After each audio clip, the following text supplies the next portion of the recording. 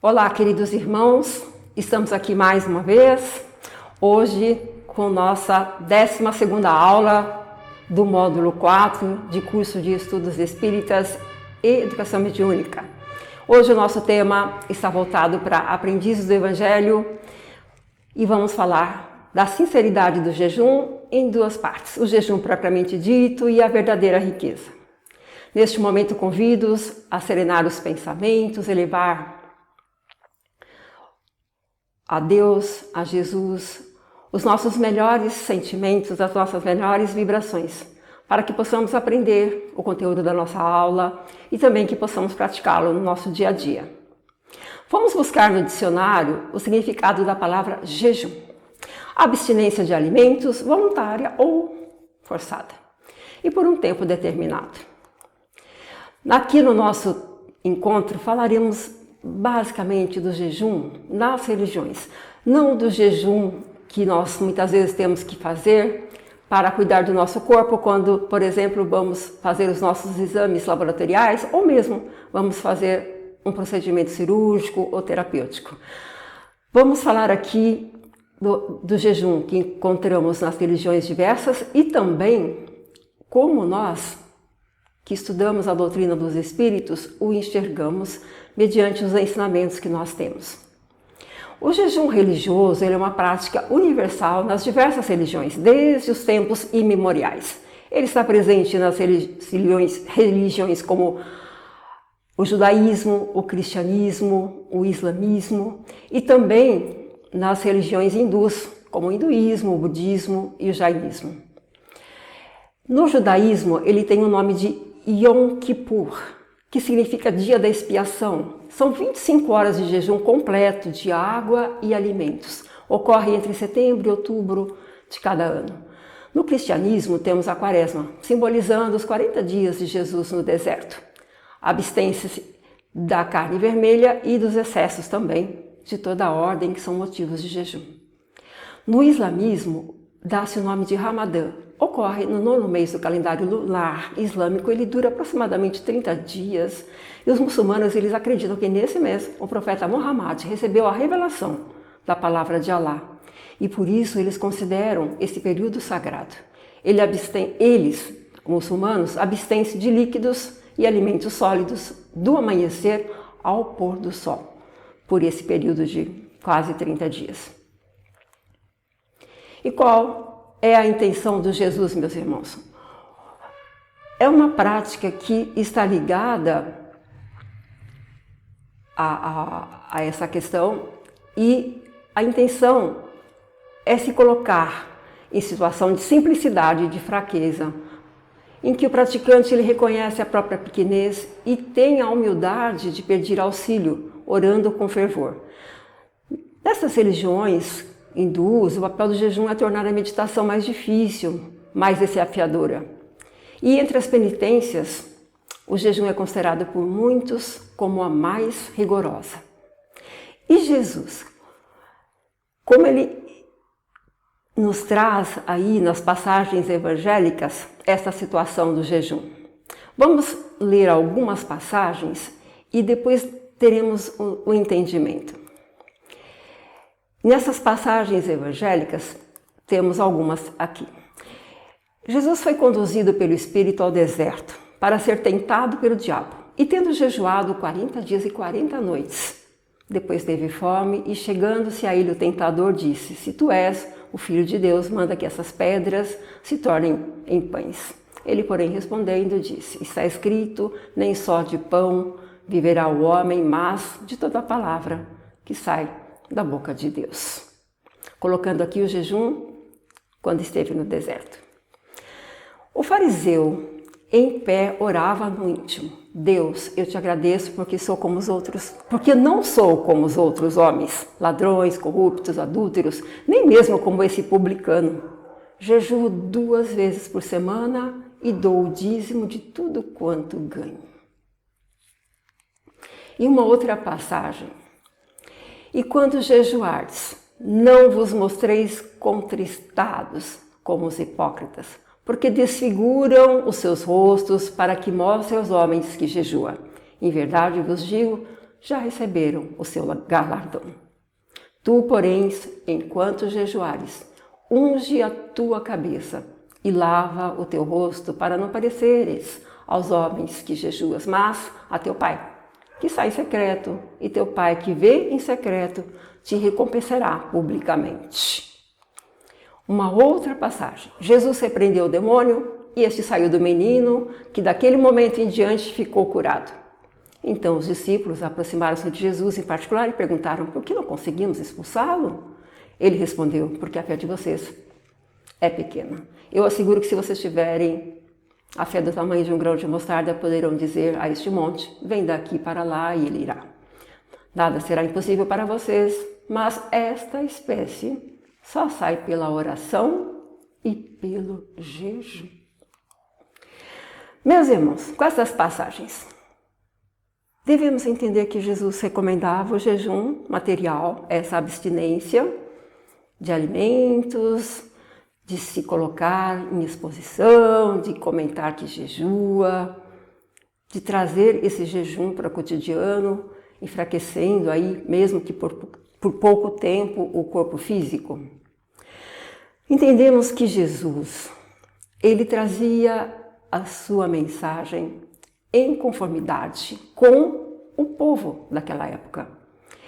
E muitas vezes ele tinha que recorrer e usava isso de uma forma a trazer os ensinamentos.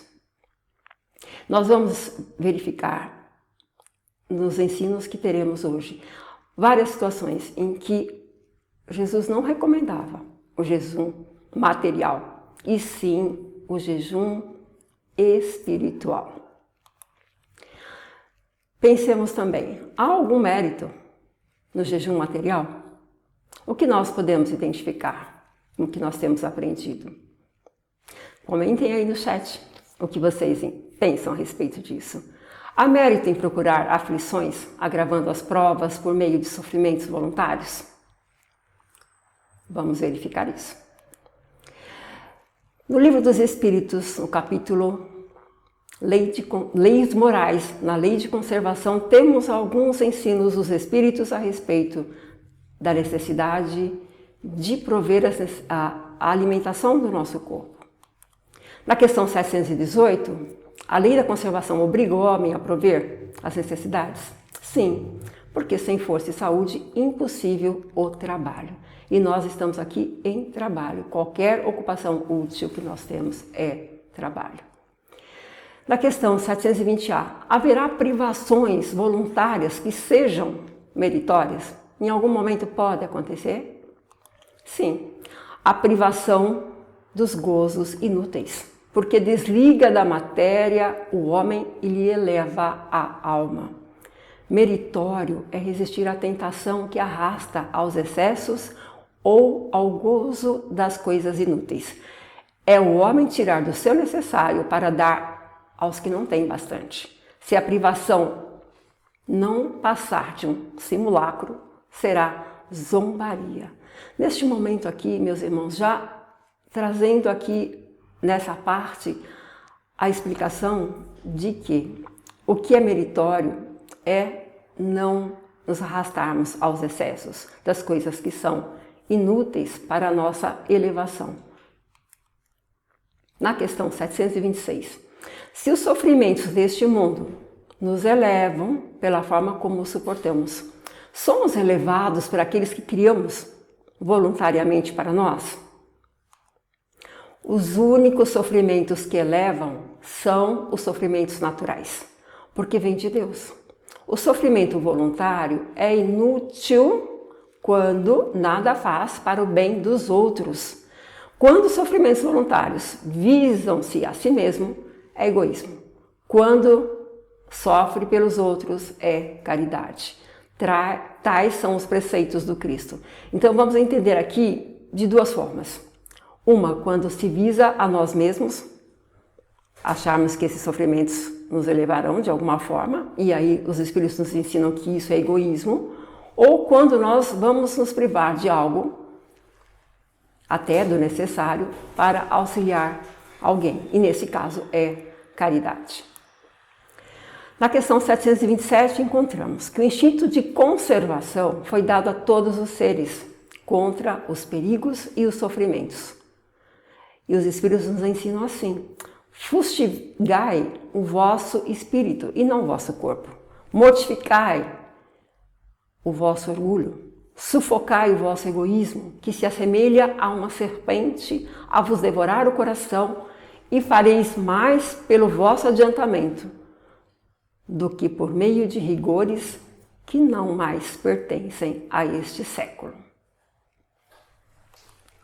E aí vamos pensar, qual é o sacrifício mais válido diante desses ensinamentos que os Espíritos nos trazem?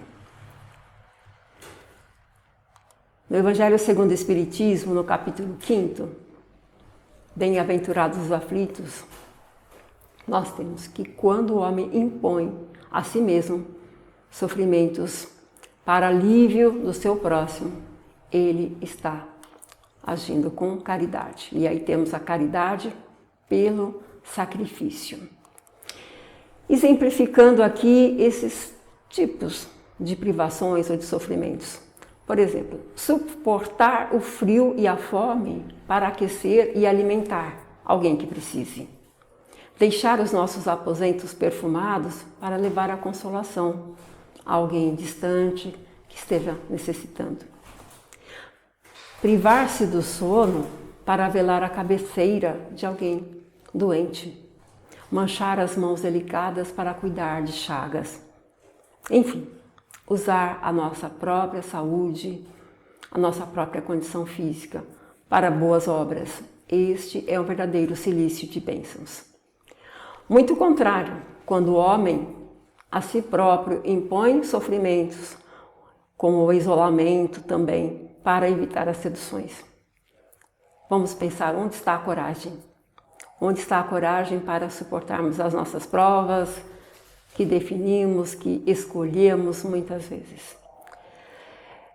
Vamos, nesse momento, meus irmãos, entender aqui a necessidade das privações materiais que muitas vezes podem acontecer, mas somente quando for para atender a necessidade de alguém.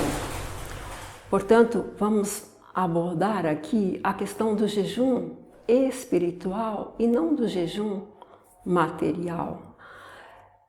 Vamos entender que esse jejum espiritual, ele deve ser praticado nos 365 dias do ano e não em épocas específicas.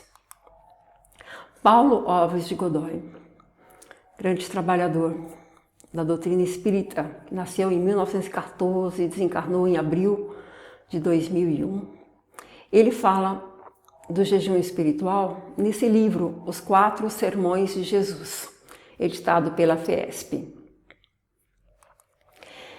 Nós vemos até agora que tudo depende da intenção, no caso do jejum e das privações materiais. E que nada adianta que essas privações ocorram em frente a uma vida de arrogância e de egoísmo. E Paulo Alves de Godoy, nesse capítulo do livro intitulado Jejum, ele esclarece que o verdadeiro jejum consiste em soltar essas ligaduras da impiedade, desfazer as ataduras do jugo, libertar os quebrantados, despedaçar todo o jugo, repartir o pão com o faminto, acolher os pobres e desabrigados, cobrir o nu, aquele que está sem roupa. Este sim. O autor ele comenta que o jejum é algo mais do que deixar de ingerir determinados alimentos e em certos dias, e que em certas ocasiões eles nada têm de utilidade. O verdadeiro jejum ele consiste em procurar ser bom, abster-se da prática da imoralidade, não ter vaidade, libertar-se dos sentimentos de ódio, de egoísmo e muitos outros vícios que degradam o ser humano. Vamos refletir com esses ensinamentos de Paulo Alves de Godoy, como é que nós também estamos trabalhando essa questão dentro de nós mesmos. Um outro autor que trabalhou também essa questão do jejum espiritual é o Antônio Luiz Saião, também grande trabalhador da doutrina espírita, abril de 1829 a março de 1913 esteve aqui conosco. Saião, a respeito da prática do jejum material, lá naquela parte evangélica do Evangelho de Mateus, ele faz um esclarecimento, que nenhum mérito tem aos olhos de Deus a criatura que faça o jejum por ostentação, para ser vista, apreciada e louvada pelos homens. Lembramos lá do fariseu que se colocava no templo para dizer que jejuava, que dava o dízimo, mostrando ali que fazia a caridade.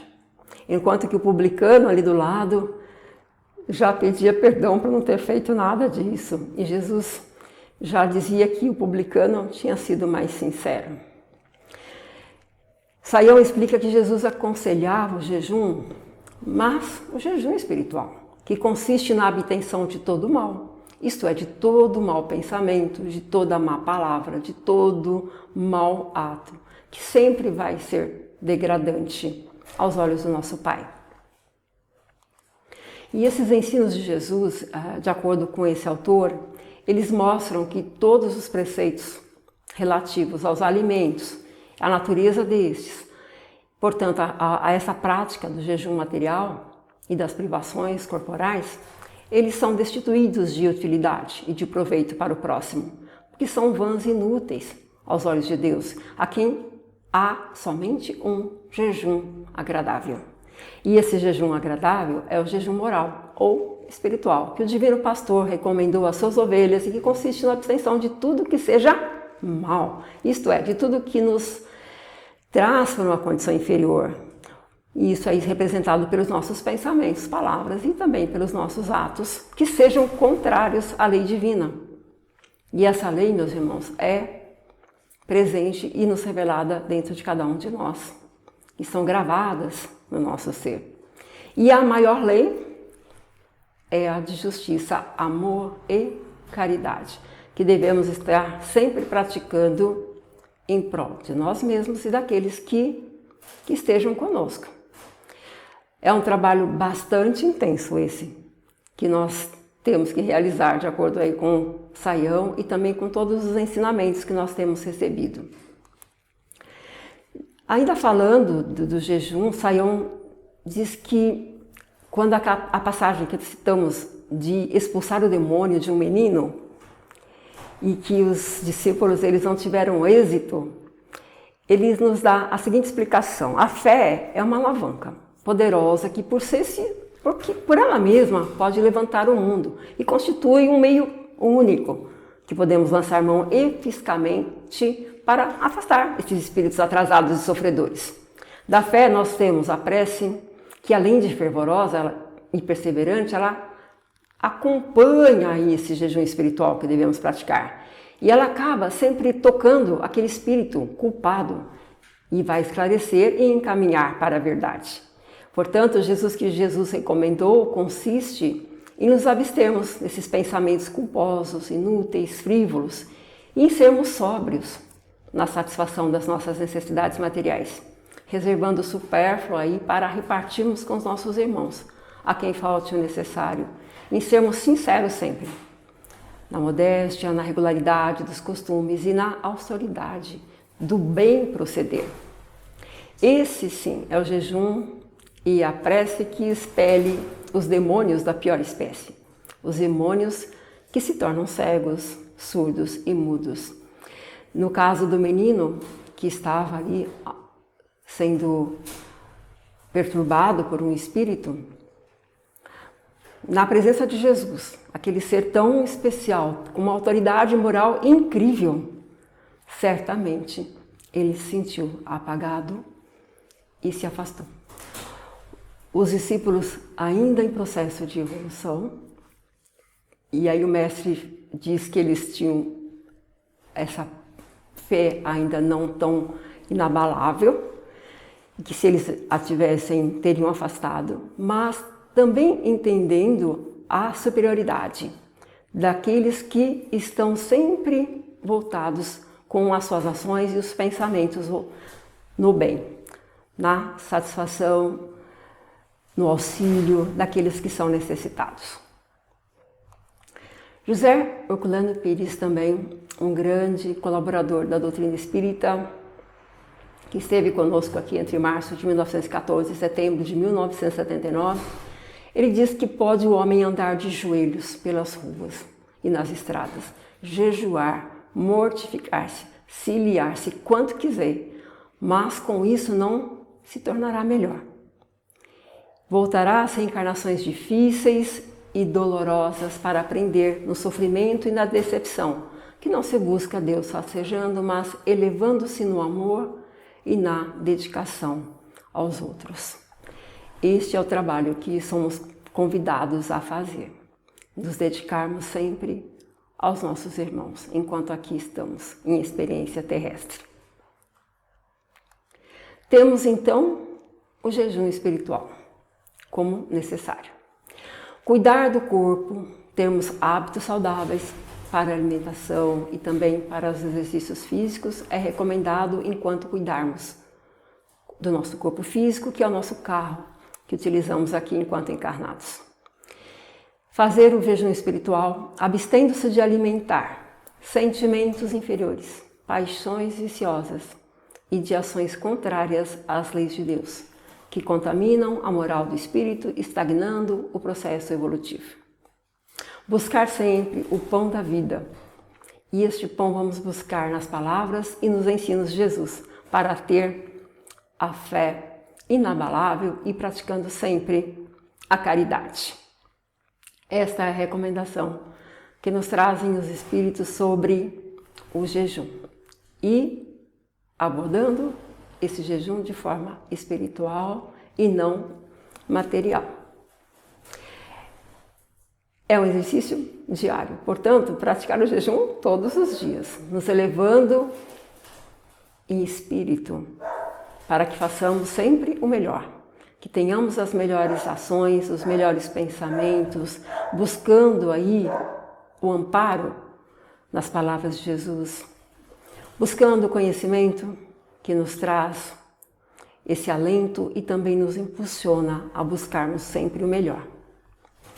Vamos entrar agora na parte B, ou falarmos ligado a esse assunto anterior, sobre a verdadeira riqueza.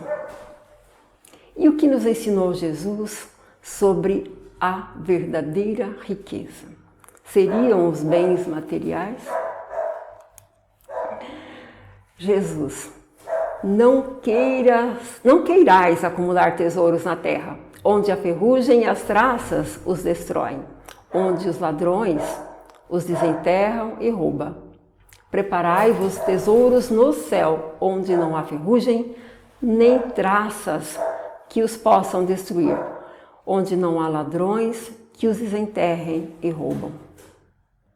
Porquanto, onde estiver o vosso tesouro, aí estará também o vosso coração. Para que reflitamos aqui, meus irmãos, que os verdadeiros bens que nós adquirimos não são os materiais. Os materiais ficam aqui quando retornarmos para a nossa verdadeira pátria.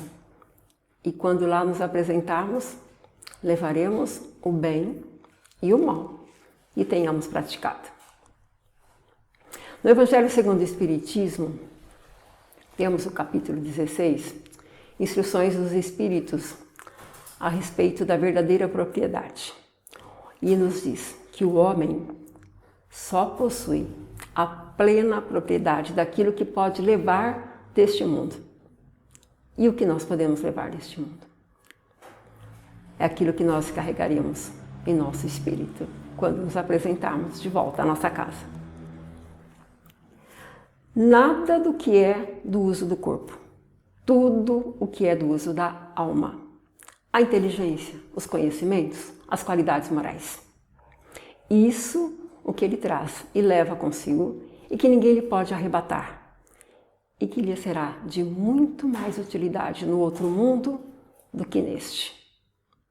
Portanto, nos prepararmos para chegarmos na pátria espiritual munidos de tudo que eleva a nossa alma. Quando nós nos apresentarmos lá a pátria espiritual. Ninguém irá perguntar: quanto tinhas na terra? Que posição ocupavas? Eras príncipe ou era operário? E a pergunta será: que trazes contigo? O que podemos carregar? O que levaremos conosco quando lá chegarmos? Portanto, aqui, meus irmãos, vamos sempre refletir sobre essa verdadeira riqueza que nós estamos buscando, que nós estamos aqui na Terra para adquirirmos esses bens que irão nos elevar espiritualmente. Esse é o objetivo de estarmos aqui. A vida aqui na Terra, nós sabemos, ela é transitória. Por mais longa que pareça uma determinada existência, seu término é uma certeza. Nós iremos retornar. E essa experiência terrena é como um estágio em que nós aprendemos, colocamos aquelas provas e as expiações para que possamos sair vencedores. E vamos entender que a morada natural de nós, espíritos, é o mundo espiritual. É para lá que nós retornaremos quando aqui já findar o nosso tempo. E mesmo muitas vezes já tendo esse conhecimento, muitos de nós vamos ainda estar buscando essas riquezas materiais. E enquanto nós cuidamos desses interesses imediatos, nós desenvolvemos muitos vícios, nos complicamos para outras existências em que teremos que expiar algumas situações que não nos comportamos adequadamente. É importante que nós entendamos essa transitoriedade da experiência terrestre enquanto estamos aqui. Isto com uma grande preparação para uma viagem.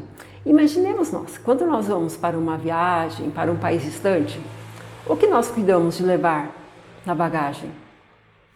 Nós vamos pensar em objetos que sejam úteis, em roupas que sejam adequadas para serem usadas naquele país. De nada adianta levarmos coisas que não poderão atravessar a fronteira. Por exemplo, se levarmos algum item que achamos que iríamos precisar, mas aquele item não é permitido naquele país, não vai entrar. E aí nós corremos o risco de chegar no destino sem a própria mala. Isso se for permitida a entrada, não é mesmo?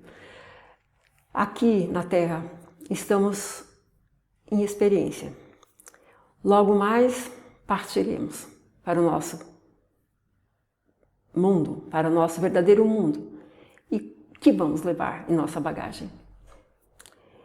Itens que são necessários para a nossa evolução, ou chegaremos lá de uma forma que já tenhamos que contar com a misericórdia e receber uma outra oportunidade de repararmos. Certamente as oportunidades sempre serão oferecidas para nós. Portanto, vamos buscar aproveitar essa existência, as oportunidades que nós temos, mas também aqueles erros do passado que não temos como reparar efetivamente ainda nessa existência, vamos contar com oportunidades futuras. Vamos exercer aí o auto-perdão por aquelas situações em que nos complicamos e vamos fazer o melhor a partir do momento em que entendamos que nós erramos. Sem dúvida, nós entendemos que precisamos cuidar dos nossos bens terrenos, cuidar da nossa vida material. E não há problema em que desfrutemos os bens materiais, e muito menos em realizar o trabalho que propicie que sejam alcançados esses bens. O erro ele está em centrar nas coisas mundanas, nas coisas materiais, a nossa atenção o tempo todo, em detrimento dos próprios interesses, que são eternos, que é a evolução do nosso espírito. Entendamos, por exemplo, que fortuna, beleza, poder, nada disso atravessa os portais da eternidade. Eles são transitórios, são posses que nós podemos ter, mas que são transitórios. Atos que venhamos a cometer de forma indigna para a busca e a conquista desses bens materiais serão levados em nossa consciência e nós teremos que responder por isso. os gestos nobres que nós tenhamos, a caridade que nós exercemos, eles também integram o nosso patrimônio e vamos chegar à pátria espiritual munidos deles. Os nossos dons, aqueles que nós exercemos com amor, competência, uma vez que nós os conquistamos, eles jamais serão perdidos, eles fazem parte do nosso patrimônio. Vamos procurar desenvolver a nossa inteligência e as nossas qualidades morais nessa jornada que nós temos a oportunidade de exercermos aqui na Terra. Nós contamos aí com auxílio nesse trabalho, auxílio dos nossos irmãos espirituais que são sempre conosco, auxílio na busca do conhecimento que nos trazem essa bagagem de informação que nos permitem atuar de uma forma melhor. E aí podemos questionar como levar uma vida terrena digna, observando as leis que são divinas ou naturais. No Livro dos Espíritos temos as leis separadas por tópicos, para que possamos estudá-las de uma forma didática e possamos praticá-las. E temos a lei de justiça, amor e caridade, que pode resumir todas as leis. Portanto, observarmos as leis divinas é uma condição para nos elevarmos, para estarmos no caminho certo, buscando a nossa evolução espiritual. Cumprir, portanto, a lei natural. E essa lei é de Deus, é a única e verdadeira para a felicidade do homem. Indica sempre o que se deve fazer e deixar de fazer. E o homem só é infeliz quando ele se afasta dessas leis. Quando nós estivermos em sofrimento, em situações complicadas, difíceis, vamos buscar essa reflexão. Em que momento deixamos de cumprir a lei? E refletindo, buscarmos conhecimento disso e fazer o que é necessário para que nos tornemos ou retornemos a esse caminho da prática das leis. Esta lei de justiça, amor e caridade, vamos tê-la como a maior, aquela que diariamente vamos nos recorrer para nos informarmos assim, se estamos praticando, onde podemos atuar com ela, se o nosso dia teve essa prática, se fomos caridosos, se praticamos o amor àqueles que estão próximos de nós. Vamos lembrar de Santo Agostinho, que a cada noite fazia a reflexão para identificar se tinha falhado em algum momento. E buscando este contato conosco mesmo, a cada dia identificarmos onde nós estamos falhando. O amor, ele resume toda a doutrina do Mestre Jesus, porque é o sentimento por excelência. E essa lei substitui a personalidade pela fusão dos seres e extingue as misérias sociais. Entendermos que todos nós somos irmãos e que, ao buscarmos o bem para nós mesmos, vamos trazer o bem também para aqueles que estão próximos. E aí, nas várias expressões desse bem, por palavras, por ações, por gestos, às vezes só ouvir aquele que está próximo de nós. Kardec nos fala do homem de bem. E o verdadeiro homem de bem é aquele que pratica essa lei de amor, justiça e caridade em sua maior pureza. Observarmos essa lei é imprescindível. Ele também, nesse livro, ele traz os caracteres, nessa parte do livro do Evangelho segundo o Espiritismo, ele traz essa característica, lista ali vários caracteres. Recomendo a leitura depois do Evangelho para cada item ser observado. O Espírito ele prova a sua elevação quando todos os atos da sua vida corpórea constituem a prática da lei de Deus e quando compreende por antecipação a vida espiritual. Ele tem fé no futuro e por isso coloca os bens espirituais acima dos bens temporais. Tendo esse conhecimento, meus irmãos, vai ser imprescindível e já praticarmos o jejum espiritual. Voltarmos os nossos pensamentos, as nossas palavras, as nossas ações para nos abstermos daquilo que não nos eleva, daquilo que não colabora com a existência do nosso irmão, com a elevação do nosso mundo. E é para isso que nós estamos aqui, para trabalharmos para nós mesmos, para trabalharmos para aqueles que estão conosco. Nesse processo, vamos buscar a cada dia o autoconhecimento. Quando nós nos conhecemos, identificamos aquilo que nós precisamos mudar, fica mais fácil nós atuarmos. Então, buscarmos aí aquele questionamento diário, as perguntas que nos trazem atrás a nós mesmos essa identificação de onde estamos precisando melhorar. Vamos pensar em paciência, por exemplo. Identificar os momentos em que somos impacientes e trabalharmos para adquirirmos essa virtude. Buscarmos aí esses conhecimentos através da análise, da reflexão e, principalmente, transformá-los, trazê-los para uma situação, transformar um vício ou uma dificuldade numa virtude. Essa é a busca que devemos fazer, é o trabalho que temos que exercer partindo de nós mesmos.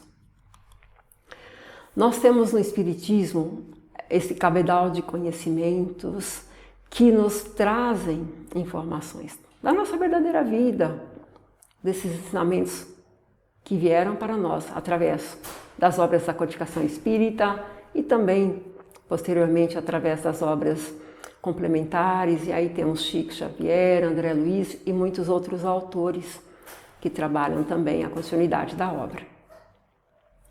O principal conselho, vamos chamar assim, espíritas, amai-vos, eis o primeiro ensinamento. Instruí-vos, eis o segundo. Isso nós vamos ver no Evangelho segundo o Espiritismo, no capítulo 6, no item 5, o Cristo Consolador. Busquemos aí a cada dia a nossa evolução. Muitas vezes podemos achar que não somos capazes, mas nós somos capazes. Vamos entender que esse potencial divino está presente dentro de nós. Nós somos centelha de Deus. Fomos colocados aqui e muitas outras existências e outros mundos, provavelmente, para nos desenvolvermos. O mérito de chegarmos um dia à condição de Jesus, que é o espírito evoluído que nós conhecemos, de maior importância, porque ele é o nosso governador, ele é aquele que nos instrui, que nos ensina, que está sempre conosco. E o mestre já falava que nós chegaremos a esse patamar de evolução. Busquemos isso, então, a cada dia. E seremos impulsionados nesse longo caminho que cada um de nós precisa percorrer, mas que os passos são nossos e não estamos sozinhos ao buscarmos esse objetivo de evolução. Voltarmos as nossas ações para o bem. Este é o foco. Meus irmãos, muito grata pela oportunidade. A bibliografia da nossa aula esteve basicamente no Evangelho segundo o Espiritismo, no Livro dos Espíritos e também nas obras de Antônio Luiz Saião, Paulo Alves de Godoy. Deixamos aqui uma frase para que vocês possam colocar aí o que vocês entenderam, explicando aí com as suas próprias palavras sobre a prática do jejum espiritual que somos convocados a fazer na aula de hoje. Neste momento, convido-os a elevar os pensamentos a Jesus, nosso Mestre querido, que sempre está conosco, vibrando, torcendo, amparando, auxiliando em cada momento. Que possamos nos unir a Ele sempre em prece, de agradecimento, de pedidos, para que possamos ser fortes e entendermos que estamos aqui em um momento muito especial da nossa jornada e que nós sairemos vencedores. Que assim seja e até o nosso próximo encontro.